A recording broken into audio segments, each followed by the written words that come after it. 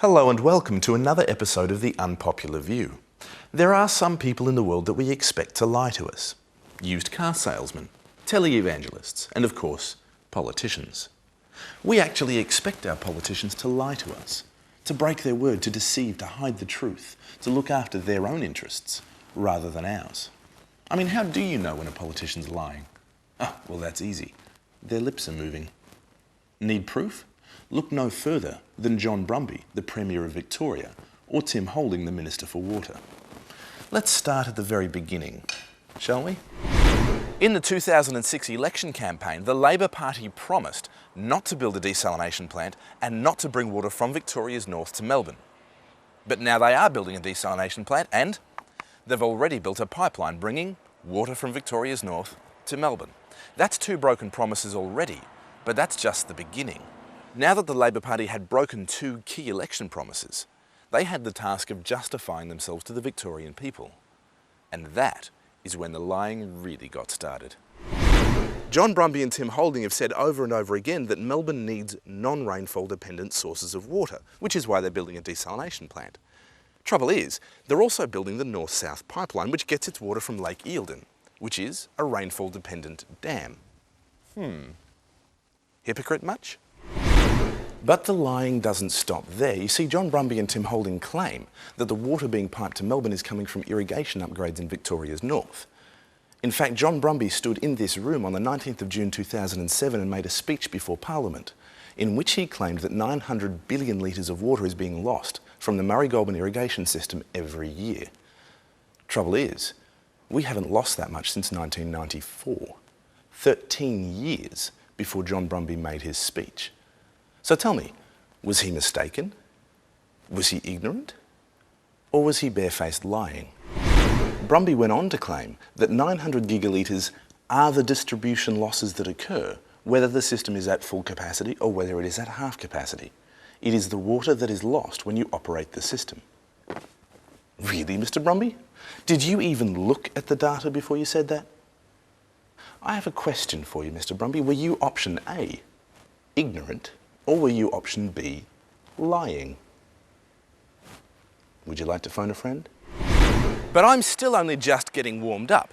You see, John Brumby and Tim Holding claim that the whole Murray-Goulburn irrigation upgrade will save 425 gigalitres of water. Trouble is, as you can see by this chart, we're not even losing that much anymore.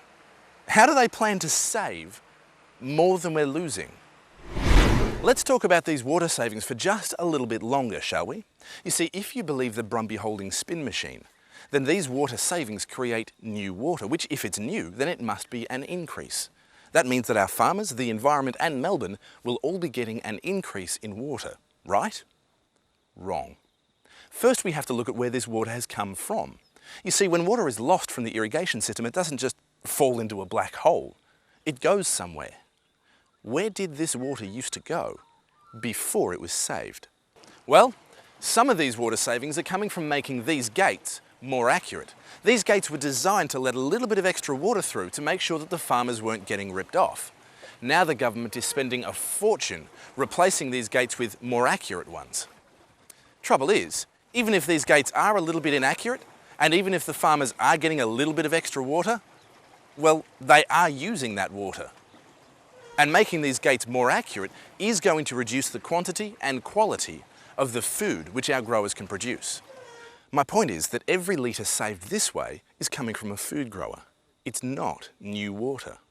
But that only accounts for roughly 1/3 of the water savings. The other 2/3 comes from reducing outfalls and seepage from the irrigation channels themselves.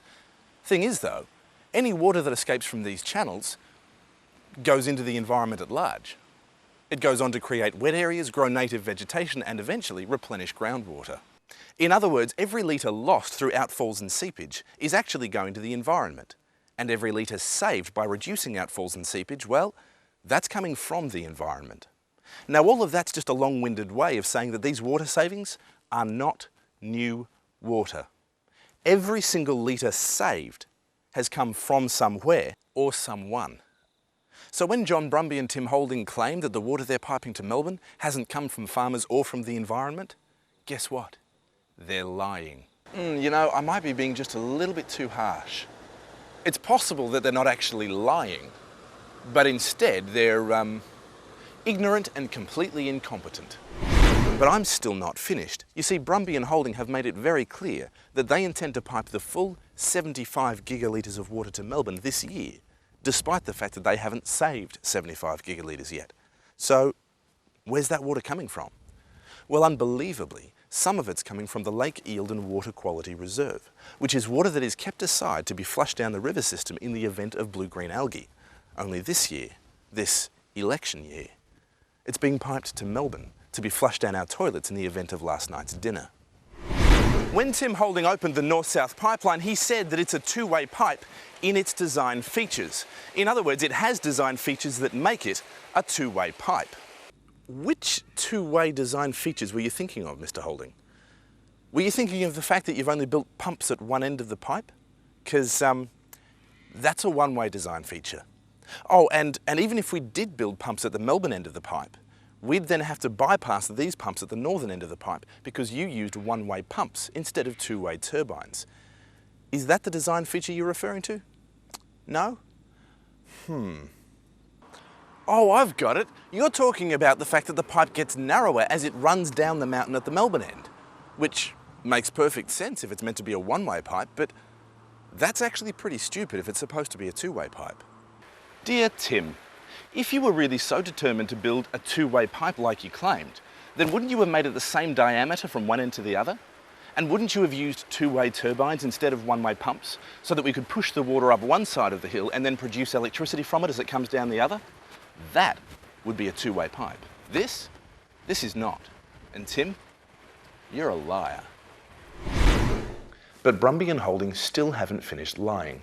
Remember in March when they reduced our water restrictions from 3A to 3? Well, that seems strange to me because in March 2008, we had more water. But there was no talk of reducing restrictions back then. What's different about this year? Surprise, surprise, there's an election this year, and Brumby's never won one of those before. To make matters even worse, they redefined what Stage 3 water restrictions actually means, and the new version of Stage 3 has similarities with the old version of Stage 2. These guys are sacrificing water to win a political game, and we're the ones who are paying the price. I think John Brumby and Tim Holding slapped together a half-baked pipeline plan based purely on the fact that it could be finished before the election, and then said whatever they had to make it seem like a good idea. They failed. How many lies will we tolerate? I mean, how long is it before Brumby and Holding's lying ability becomes their liability? John Brumby and Tim Holding have treated us with such contempt that, in my opinion, we have no choice but to vote them out at the next election. We have to send a clear message to all our politicians that we won't tolerate their lying any longer. In fact, I even wrote a song about that.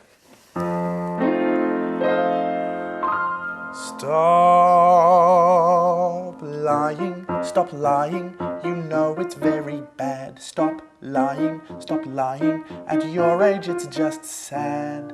Stop lying, and start saying what's true. Stop lying, and we'll start believing you. Very simple, really. Let's sing it again. Stop lying, you know it's very bad. Stop lying, at your age it's just sad. Stop lying, and start saying what's true. Stop lying, and we'll start believing you. Brumby and Holding don't care about the water crisis. They're only thinking about getting themselves through the next election. Remember, Brumby's never won one of those. We never voted for him, we never voted for his pipeline or the desal plant. And I certainly won't be voting for any more of his lies. My name's Topher, and that is my unpopular view.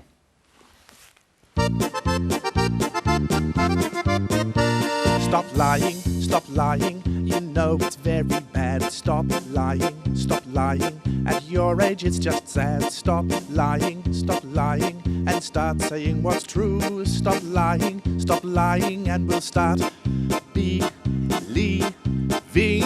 you. That was fun. Let's do it again.